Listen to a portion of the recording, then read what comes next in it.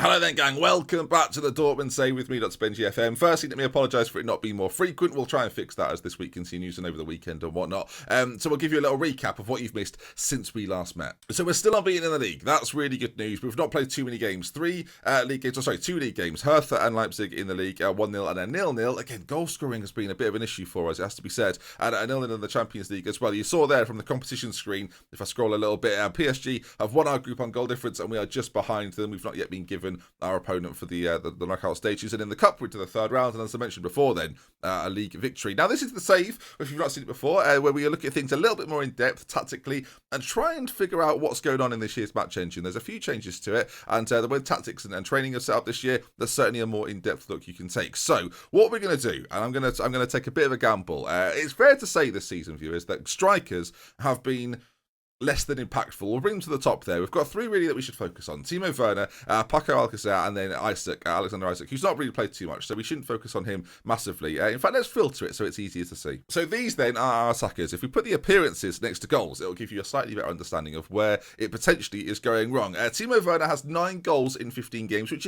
on the surface isn't too bad, but when you look at his league stats 6 and 11, you may be hoping for a little more, although he's not necessarily shown that last year at Leipzig. I think for 60 million, you want a better goals return for a striker of that calibre. Mario Götze has got 2 in 12, and then similarly for Alcacer, 1 goal in his 12 appearances, 6 starts, 6 from the bench, and he'll be starting today's game, so he's going to be our focus really. And I just want a little more from them. Timo Werner is arguably our best striker, or not arguably, definitely is our best striker, but I just want us to score more. It's not like we're not creating chances, that's certainly not an issue for us, but scoring more goals has been a problem within this save, and if you've checked out my Liverpool save, it's been a similar thing with Roberto Firmino or Daniel Sturridge, whoever we've played up front. We've struggled to find goals. I've even brought in Andrea Belotti in that save if you're watching it. And for whatever reason, I can't seem to get a striker to score consistently over a long period of time. Werner has been a little bit hit and miss when it comes to goal scoring. He's not had a run of form where he's been really good. You can see he's scored 4 there, but with his injury as well, hasn't really scored too many in recent games and is back on the injury list as Alcacer comes back into the lineup. So today, it's about trying to get Paco Alcacer more clear-cut chances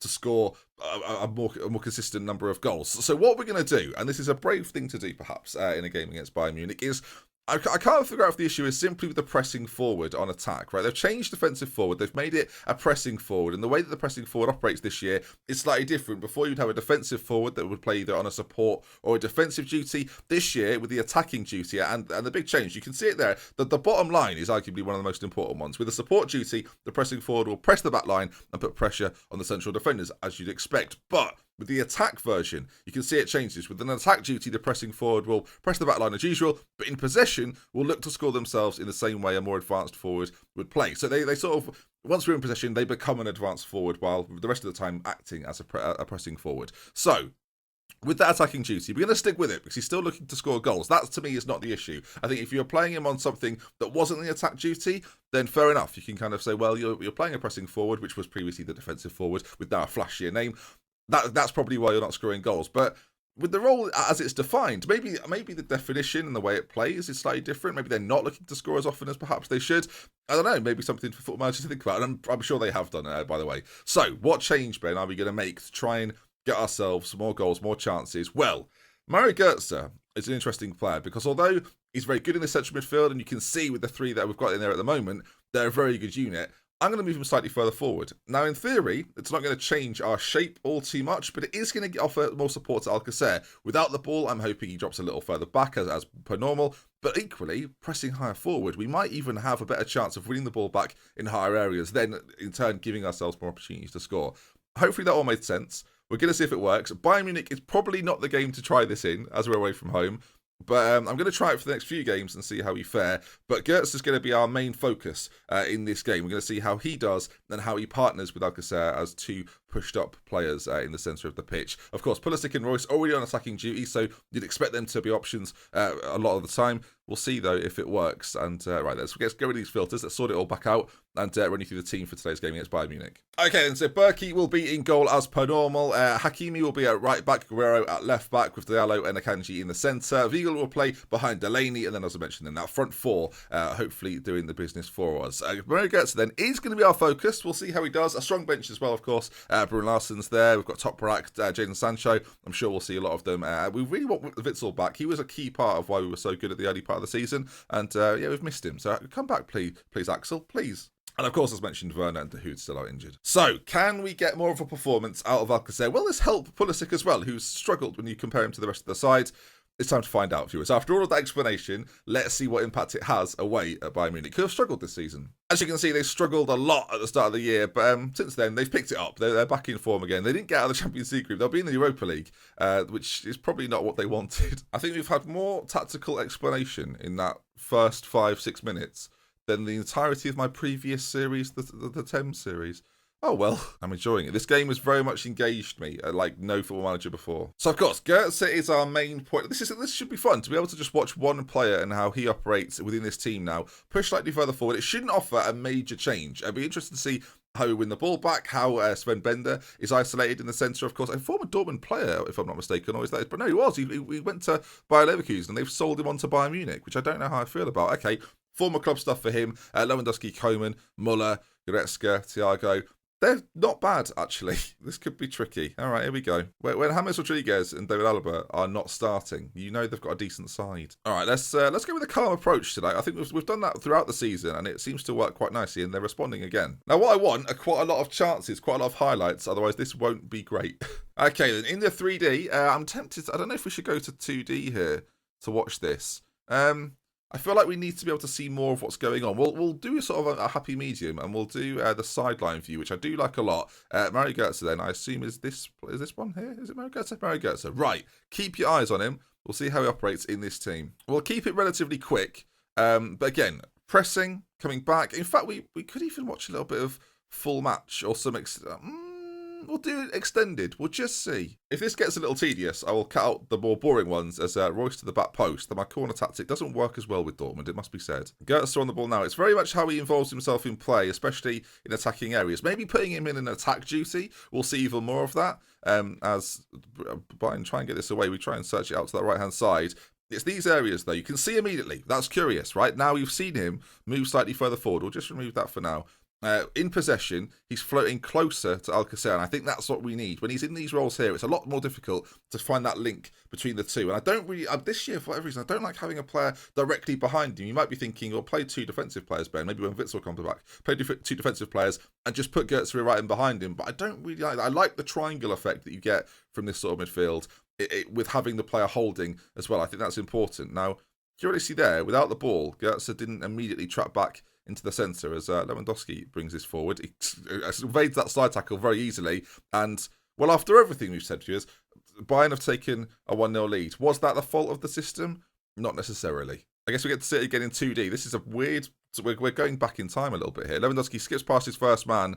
Should maybe Goetze be closer to him there as he's got so much time? Little deflection on the way in, actually, so not as bad. I'm just curious. I think what we'll do is I will play this system for the next few games, and we'll see what impact that has on our strikers. We're playing with a positive mentality as well, which is always quite nice, because I think to play on the front foot is always preferred. As Kingsley Coman there finds a lot of space, but that's not his best work. Right, we'll put this back on key, as we're not really seeing all that much. Royce with another corner, back post, cleared.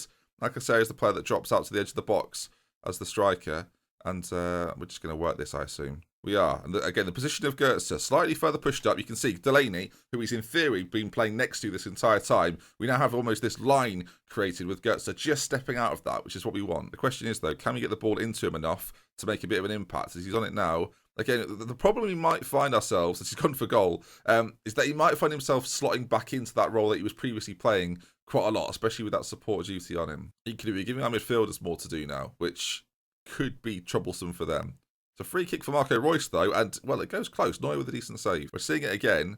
It didn't go in. It was quite close, but it didn't go in. Okay, can we turn this around is the question. I demand a little more from our team, and they're focused after that, which is good news. You can certainly see, though, like again, we focus on him. We can certainly see that he's pushed slightly further forward in all avenues. It's a goal kick there to Bayern, and, yeah, we'll see what comes from this, as we'll see how it plays out. He's very much pressing a lot more than he previously would have done, which actually pulls him out of position quite a lot, which isn't the best thing for us, it must be said.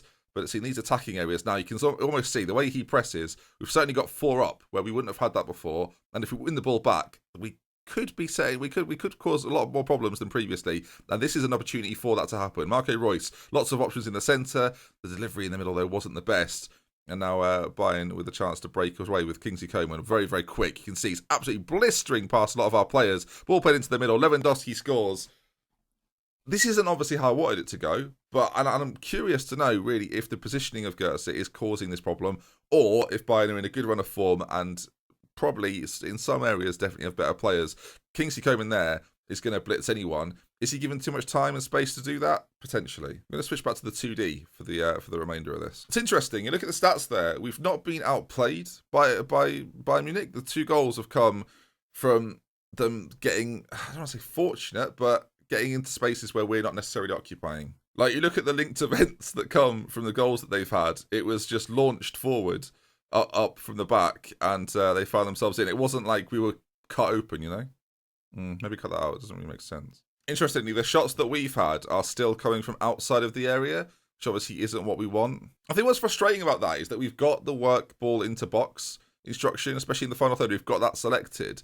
It just doesn't seem to be happening all that often, and I'm not sure, again, if that's to do with the role that we've got our striker in and whether he would perform better as a poacher. Second half, we'll change that up. We'll just see. And I'm going to make Goetze, we've mentioned it a few times, more attacking as well. So we really do have now 4 very solid attacking players moving forward, and I guess that puts a lot more pressure on Fiegel and Delaney. But again, we're 2-0 down. We might as well go for a little more. I've told them they were unlucky, and they look to have gained a lot of confidence from that. So that's good. Again, keep your eye on number 10, Mario Goetze, and see how he performs in the second half. So far on a 6.4, so not playing well at all. And there's definitely an argument to say that I shouldn't gamble with the season in this fashion, but I am curious to see how we can get more out of strikers. Maybe this isn't the way. Maybe there's another way. Maybe if you're using a striker in a certain role, what role is that? What system have you got around him? What sort of striker is he? By all means, comment section. Let me know. I'm curious genuinely, this is my sort of more tactical save. I'm curious to see what people are using as we're now 3-0 down, and I look like a bit of a chump. But before this, we were doing quite well. Ball play forward again.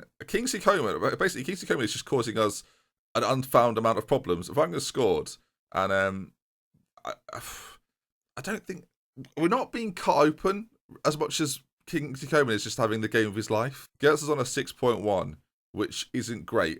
In which case, this was sort of plan B. Vigo's going to play slightly further forward, and I'm going to bring on another striker, and we'll see if we're more threatening with this system. Advance forward with a poacher.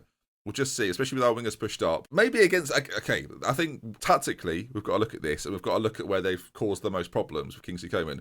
I've had my wingers on attacking all game, and against teams with really sharp, solid, quick wingers, like Bayern have. Muller on one side, crafty, clever, Randeuter-esque, isn't he? You know you're going to cause problems with a player like him, as they could beat us 4-0 here. It's a problem. Maybe that was it. Maybe that was the mistake we made, that while having someone to support Alcacer was the right move, having wingers that were sort of leaving their fullbacks to be destroyed wasn't the smartest thing. You can see a lot of our defensive players have picked up bookings in the game as well, which suggests that they've had a pretty torrid afternoon. Now, that's going to bring things to the end. I mean, again, strike chat, really, this has been, I guess you'd call the episode, as, like I say, working with a strike partner all of a sudden, nearly had a chance. I want to look at the match stats. Were we massively outplayed? Based on that, you would say no. You would say that we've arguably edged it, but obviously the scoreline tells its own story, and Bayern will be pretty chuffed with this. So I'm going to say I'm not happy. I've just realised, viewers, this is our first defeat of the season. We're at Bayern Munich. If there's a place to do it, I guess this is the place to do it. And the Mario Goetze, but what should we call it? The Mario Goetze experiment hasn't really paid off. But give me your thoughts. What do you think? Obviously, the wrong thing to do on this occasion. I'm big enough to admit that. But yeah, let me know what you're using striker-wise. Are you having trouble with strikers? Is this something we should explore more in this series? Is that what you want to see me do? Maybe, or is it a case of that maybe Bayern are just better? I don't know. You've got to remember that as well. If you enjoyed this look at the sort of the tactical aspects of Mario Gomez, then by all means leave a like if you want to see some more. Subscribe to the channel and get in the comments. I'm going to be in there discussing things with people. So yeah, if you've got thoughts, leave them, and I'll see you again soon. Goodbye. Goodbye. What was goodbye? What was goodbye? Oh, I was saying. I got it. I mean, I'm fluent.